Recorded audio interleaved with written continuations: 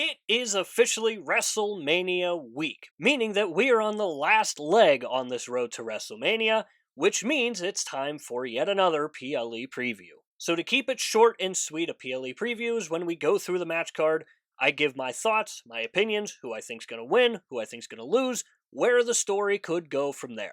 And before we get too far ahead in the video, I want to say if you're a WWE fan, consider subscribing to this channel because that's all we post is WWE related content. So we are wasting zero time with this one because it's going to be a longer one. So we're going to jump right in to night one of WrestleMania.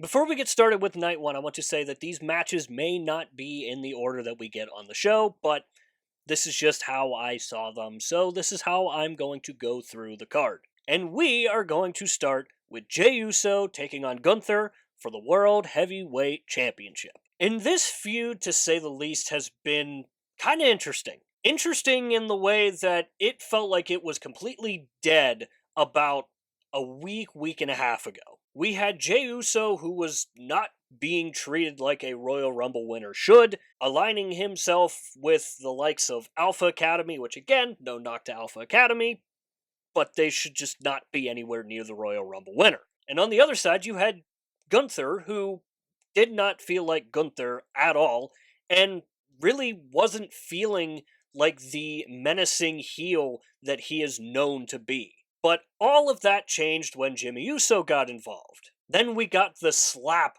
heard around the wrestling world when Jimmy Uso slapped the absolute taste out of Gunther's mouth. Then we had Gunther beating Jimmy down within an inch of his life, pretty much. All while forcing Jey Uso to watch helplessly. And that moment right there saved this feud for me and a lot of other people. And then we got one of the best Jey Uso promos possibly in his career, which I will say was almost ruined by the crowd, but Jey ultimately ended up saving it. And I talked about it in a recent video that Jey needed to get away from the whole yeet saying and the colorful t-shirts and all that. It was time to be serious. And this was as serious as we have seen Jey Uso since he became main event Jey Uso. This was a glimpse of the right-hand man Jey Uso that we got when he was part of the Bloodline.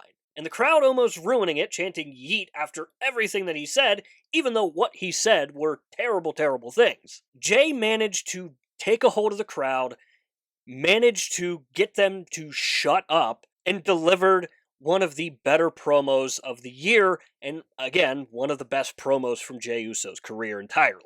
Now, this feud has ultimately ended up bringing out the best in Jey Uso, and it's made Gunther feel like the menacing heel that he should be and should have been all along. And I said it after Jey Uso won the Royal Rumble, he needs to win this match, and I think he does. I think that there's going to be something that is going to happen, whether it be a moment between Jey and Roman, Jey and Jimmy, Jey and possibly Sami Zayn, someone who knows what it's like to beat Gunther, and I think that that is going to be enough to propel Jey into a win against Gunther at WrestleMania. Moving right along, we've got Jade Cargill taking on Naomi. And this, to me, has been a fantastic feud and a fantastic build towards their match at WrestleMania.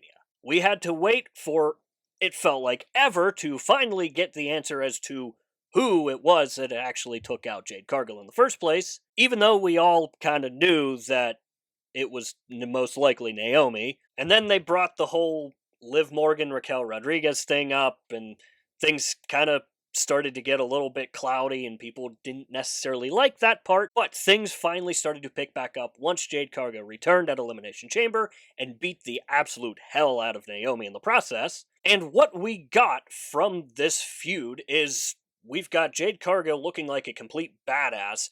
Meanwhile, we've got a heel Naomi who I think up to this point has been really, really good. Something I was kind of curious to see was how was a heel Naomi going to be, and so far I think she's great. This version at least has been really, really good so far. One thing that I did think we were going to get more of in this feud was the incorporation of Bianca Belair, considering she was very much in this story for a large portion of it. But I ultimately think it was the right decision not having her be this big part of this feud because I feel like it may have overshadowed both Jade Cargill and Naomi.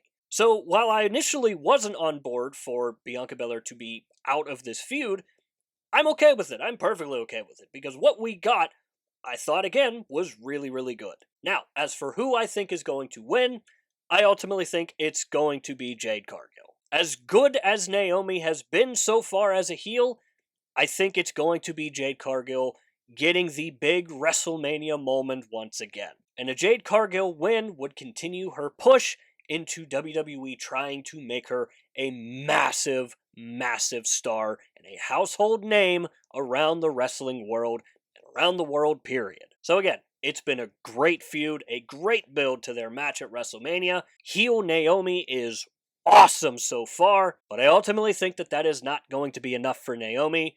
I think Jade Cargill picks up the win at WrestleMania. Up next, we have Rey Mysterio taking on El Grande Americano. And let me say by starting this first off, the fact that we are getting to see El Grande Americano on the biggest stage of them all, WrestleMania, I think is a win in itself. Not only has El Grande Americano deserved this spot, but he's also just, at this point, right along with Rey Mysterio, a certified legend, and especially in the lucha community. Now, the only downside to this feud has been the fact that Chad Gable is so far left off of this year's WrestleMania, and that really, really sucks. Because I think, especially after him missing last year's WrestleMania, I thought it should have been a no-brainer decision to have him on the card in some capacity. And the fact that he's getting left off does suck, but we get to witness an El Grande Americano match against Rey Mysterio.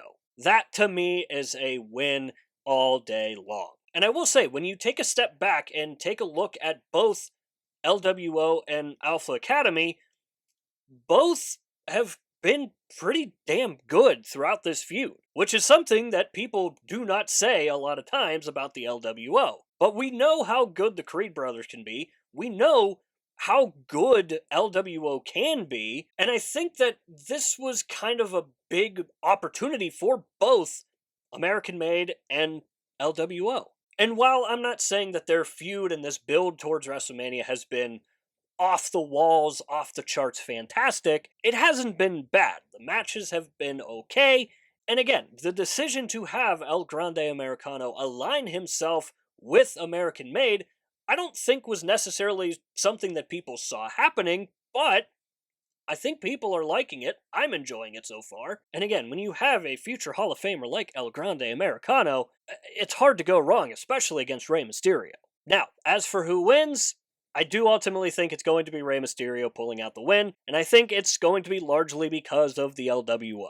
Up to this point, it's kind of been American Made getting the upper hand, getting the refs' attention, and I think that this was all by design because I think the LWO is going to do something along the same lines as American Made has done, causing Rey Mysterio to win at WrestleMania and defeating El Grande Americano. On to the United States Championship match between the champion LA Knight and the challenger Jacob Fatu.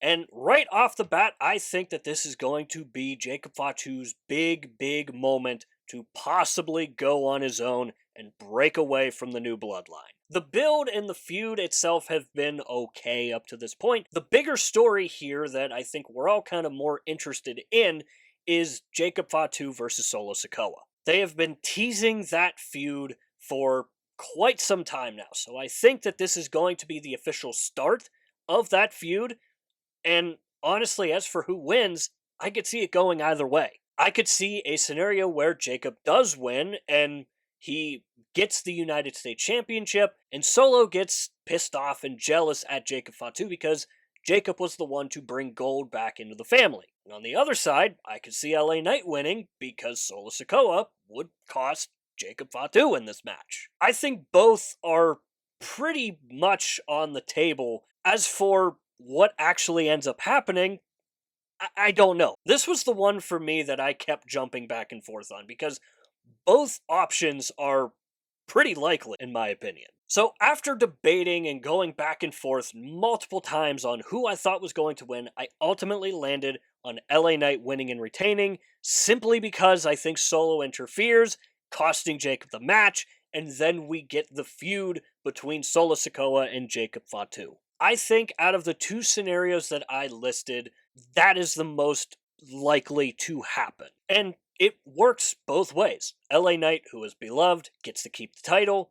Jacob Fatu would turn into a monster babyface, even though he pretty much already is. And Solo Sikoa would get even more heat, which is something that he has lost dramatically since he lost to Roman Reigns on the Raw on Netflix debut. So I think LA Knight wins, but I think it's because of Solo Sikoa costing Jacob Fatu the match. Moving on to the Women's Championship match between Charlotte Flair and Tiffany Stratton. And this feud has been a roller coaster of a feud, because at some points it felt kind of similar to the Jey Uso and Gunther story, where Charlotte was busy fighting B-Fab and just didn't really make a whole lot of sense on why B-Fab was going up against the Royal Rumble winner.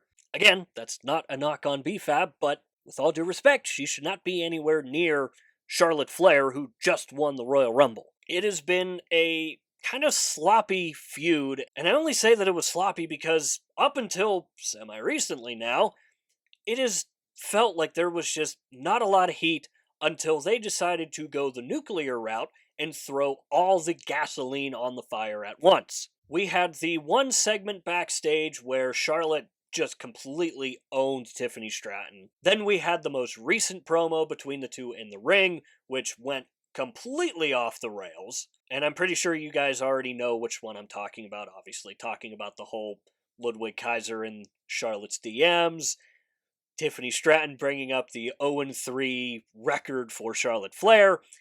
Again, it went off the rails at an alarming rate. But as kind of sloppy as that promo was, it got people talking about it, and it got people at least semi-excited for this match. And while myself, and probably a lot of other wrestling fans, want Tiffany Stratton to win, I ultimately think that Charlotte is going to win at WrestleMania once again. And I only say that because as good as Tiffany Stratton is, this feud has really shown how much more improving she has to do. Again, Tiffany Stratton is very, very, very good at what she does in WWE, but Charlotte Flair is just on that different level. And I think it is going to take some time for Tiffany to get to that level. And again, if you've seen any of my videos talking about Tiffany Stratton, you know that I see her as the face of the women's division in the future. But for right now, you can just tell that Charlotte is in a completely different league compared to Tiffany Stratton.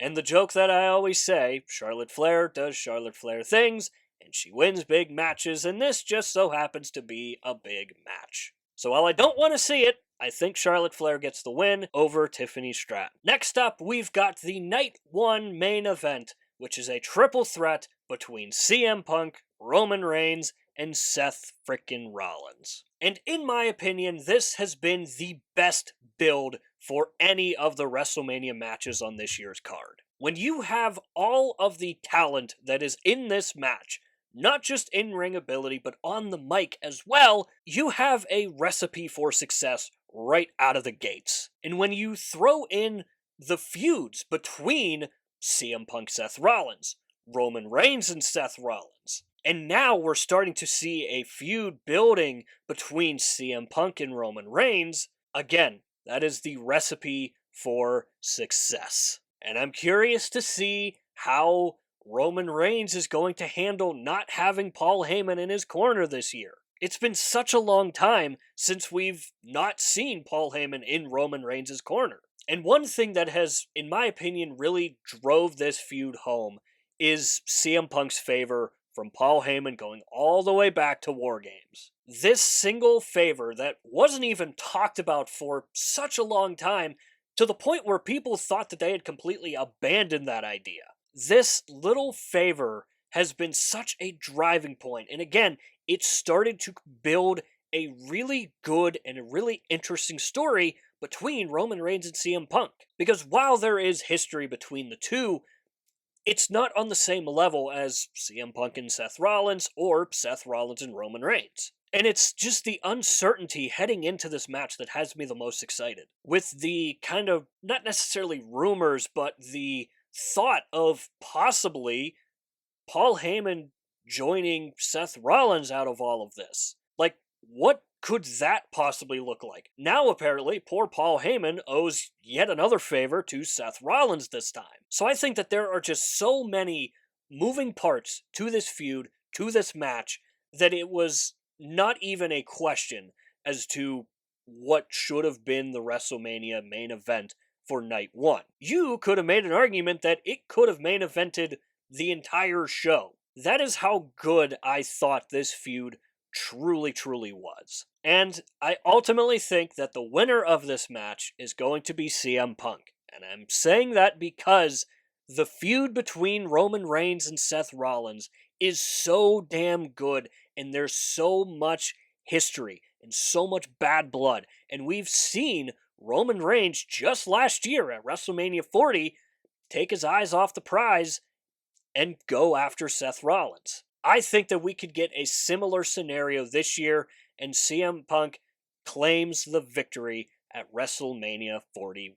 Keeping the party going, we're moving right on to night 2 of WrestleMania 41, and we are starting with a tag team match for the women's tag team titles between Liv Morgan and Raquel Rodriguez, taking on the makeshift team of Lyra Valkyria and Bayley. And this build has been because one of the teams literally just had a match for a title just 2 weeks ago before teaming up. Then we have the whole gauntlet match that both Bayley and Lyra Valkyria win, go through the entire gauntlet, earning this spot at WrestleMania. And the whole gauntlet match to me just did not work. I felt like it was far too long, and it ultimately just didn't really do a whole lot for the women's tag team division. Because half the teams weren't even true tag teams. A lot of them were makeshift tag teams that were created on the fly. So the whole gauntlet match idea,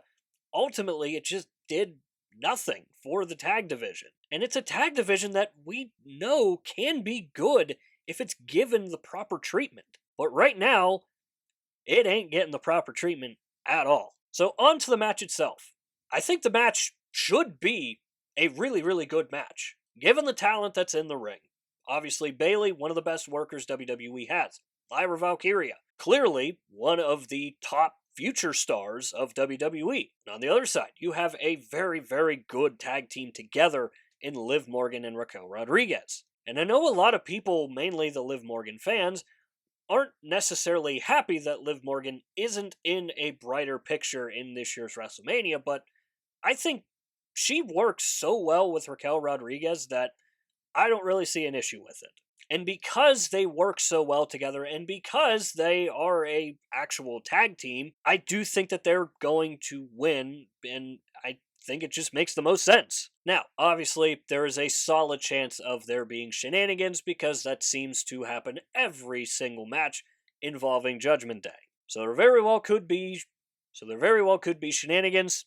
I don't really know. But what I think is going to happen is Liv Morgan and Raquel Rodriguez winning and retaining at WrestleMania. Next up, we have Drew McIntyre taking on Damian Priest in a Sin City street fight. And this match should be a fantastic match. While the build itself was kind of a slow burner, because for the longest time it just kind of felt like that they were just kind of doing nothing together. But that really, really changed when we got the segment when Damian Priest chokeslam Drew McIntyre through the car windshield. That to me was a turning point in this feud, and what we've gotten since, I think, has been really good. And I think the reason why it took so long to get to this point was because people didn't necessarily want to see Damian Priest versus Drew McIntyre again. Again, this time last year, WrestleMania 40, we were getting this same exact feud. But things are different now. Damian Priest is a good guy as opposed to a bad guy who was still kind of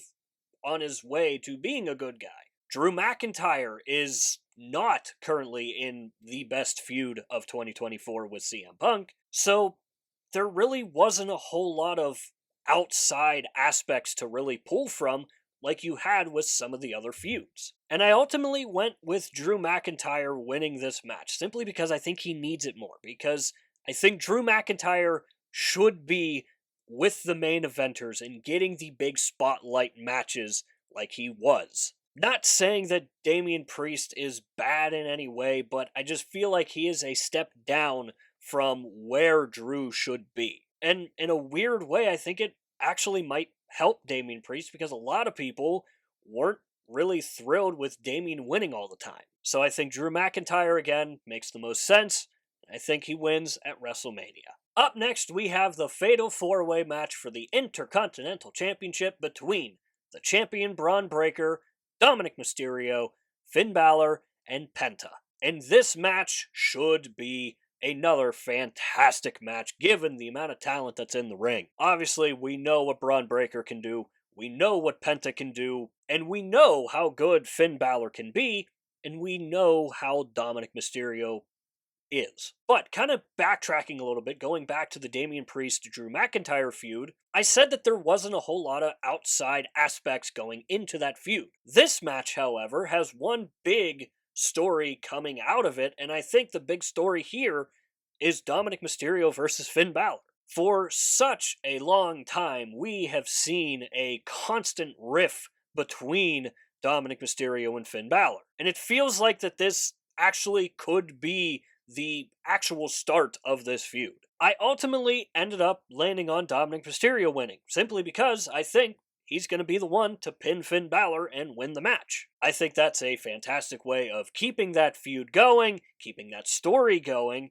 and seeing where it can go from there. And a loss here doesn't necessarily hurt Braun Breaker or Penta in any way, because I think at this point, both of them are just so freaking popular that I don't think anything could really hurt them at this point. Obviously, you have Penta, who is still relatively recent in the WWE world, and then you have Braun Breaker, who is still very, very early in his career. So a loss doesn't necessarily hurt either one, and a Dominic Mysterio win further enhances that story between him and Finn Balor. So I think Dirty Dominic Mysterio is going to win at WrestleMania and become your new IC champion. Next up, we have the World Tag Team Championship match between the War Raiders and the New Day.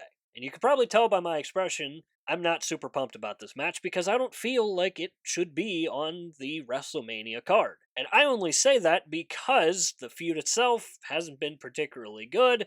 The New Day turning heel kind of just felt like a big waste at this point. And the War Raiders are very good, but we hardly see them anymore. While on the other side, in the SmackDown Tag Team division, that division is flourishing. They managed to build the Street Profits back up into being championship material while solidifying teams like DIY, Motor City Machine Guns, even Pretty Deadly's getting some love. And those tag teams have put on fantastic matches as of late. So it just doesn't really make a whole lot of sense as to why they're not on this year's WrestleMania card, but a feud that really hasn't even been much of a feud, hasn't really had a ton of build with it, is on the card. Now, my only hope is that with it being on the WrestleMania card, we maybe get an appearance from Big E. That to me is the only way that this can be justified as for being on this year's WrestleMania card. Now, with all that being said, I think the War Raiders win and retain. I don't think the New Day has much of a chance at all. But again, this feud and this match just, it should not be on WrestleMania. This next one is going to be pretty short because there really wasn't a big feud or big build toward this match. I'm talking about AJ Styles and Logan Paul. While the match itself should actually be very good, this match just feels so random out of left field. Now, we obviously know that Logan Paul and AJ Styles have a bit of history to go off of, but it just feels like the story itself has just really not even really been there. We haven't gotten a ton from AJ Styles, we haven't gotten a ton from Logan Paul, which really sucks because we know how good of a storyteller Logan Paul is. We saw him and LA Knight have a really solid feud together. And we know AJ Styles can do the same thing. So this match kind of just irritates me because it doesn't feel like we got a proper WrestleMania build for this match. So ultimately, I ended up going with AJ Styles because I just don't really think Logan Paul is going to beat AJ Styles at WrestleMania. So, what should be a very, very good match and a very entertaining match, I think is ultimately going to be won by AJ Styles. From a feud and a match that didn't really have a build at all, to a match that had a fantastic build, one of the best from this year's WrestleMania, in my opinion. I am talking about Io Sky, Rhea Ripley, and Bianca Belair for the Women's World Championship. Again, there's really not much to say about it, other than the fact that the build has been fantastic. Not only do I think it has been one of the best builds for any of the matches on this year's card, I think it's been one of the better women's stories that have been told in recent memory. That's how good I thought this feud really was. And everything going into it, with Rhea Ripley kind of just weaseling her way in there, it got kind of weird with the whole Bianca being a special guest referee, but everything outside of that has been really, really good. The most recent video that I uploaded to this channel was the possibility of Bianca Belair possibly turning heel. And I do think that that is a legit possibility. While it is unlikely, I don't think the possibility of a Bianca Belair heel turn is zero anymore. Given the fact that every promo she cuts, she's getting booed, even though she is completely right about everything that she has said about Rhea Ripley up to this point. About how Rhea just kind of weaseled her way into this match, didn't have to win anything, and I think that it is such a genius way to possibly have a heel turn here. Again, we all thought it was impossible for John Cena to turn heel. Why not do the same for someone who a lot of other people, including myself, thought we would never see? And I do have Io Sky winning and retaining here because I think Bianca Belair and Rhea Ripley are going to be occupied with each other and they're going to lose their sight on Io Sky. I think it would be a satisfying win for WWE fans because a lot of people love Io Sky. And we could get a really, really good feud, possibly a backlash between Rhea Ripley and Bianca Belair. And again, given how popular Rhea Ripley is, a heel turn from Bianca Belair I don't think is out of the question anymore. But that does not take away from the fact that I think Io Sky is going to win and retain at WrestleMania. Then on to the main event of WrestleMania 41, Cody Rhodes and John Cena. The build between Cody Rhodes and John Cena has been pretty good so far. Obviously, we got the big heel turn from John Cena, which nobody thought we were ever going to get. And then we started to get the promos between them, where it was John Cena coming out first, and he just talked. We didn't get anything from Cody Rhodes. Then the next promo, we got John Cena coming out again, talking about how he's going to ruin wrestling for fans. Cody Rhodes comes out, and we don't get anything from John Cena. Then the third promo comes around, and we finally get an interaction between Cody Rhodes and John Cena. And a lot of people were thinking that John Cena was going to absolutely destroy Cody Rhodes. And while I definitely think John Cena got the upper hand in the promo battle, I think Cody Rhodes held his own there. And while this match and this feud just doesn't have the same magic that last year's Cody Rhodes match did, again, it hasn't been bad. It's the feud, the build, the story has been really, really good. Now, as for who I think wins, I think it's going to be John Cena getting number 17. And I say that because it would do two things. It would make fans hate John Cena a little more, and it would make Cody Rhodes into the ultimate good guy chasing the title again.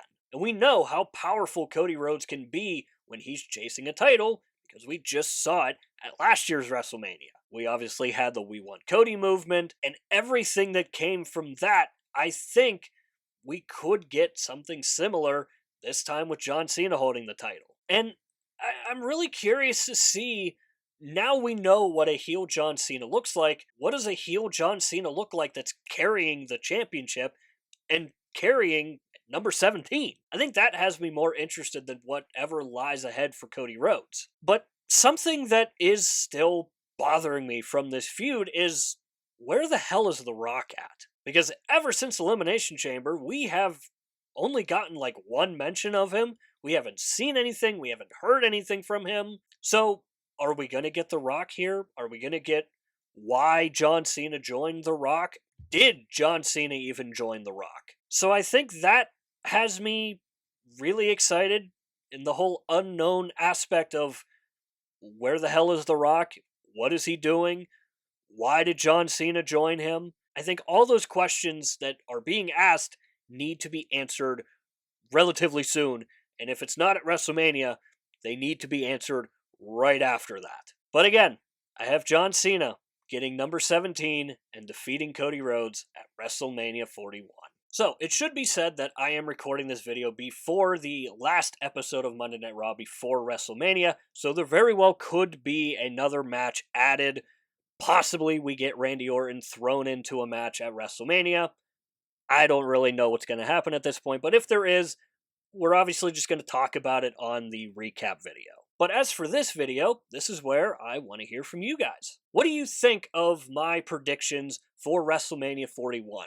Do you agree with them? Do you disagree with them? Let me know why you agree or disagree. It should be said that this is the most exciting week to be a wrestling fan because you have so much wrestling going on leading in to the biggest weekend of pro wrestling there is. So let's have some fun down in the comments. Let me know your thoughts down below in the comments. And while you're down there, swing by the description and click the Linktree link. That link will take you to all of the social medias for this channel, and I do suggest going and checking out our X page. Besides YouTube, I am most active over on X. We do updates for Monday Night Raw, Friday Night SmackDown, and the PLEs. My main goal with the X page is to have a place for wrestling fans to go and talk about wrestling, especially if you're like me and you don't have a lot of people to talk to about wrestling. So if you are like me and you're looking for a place to talk about wrestling with wrestling fans, swing by an upcoming episode of Monday Night Raw.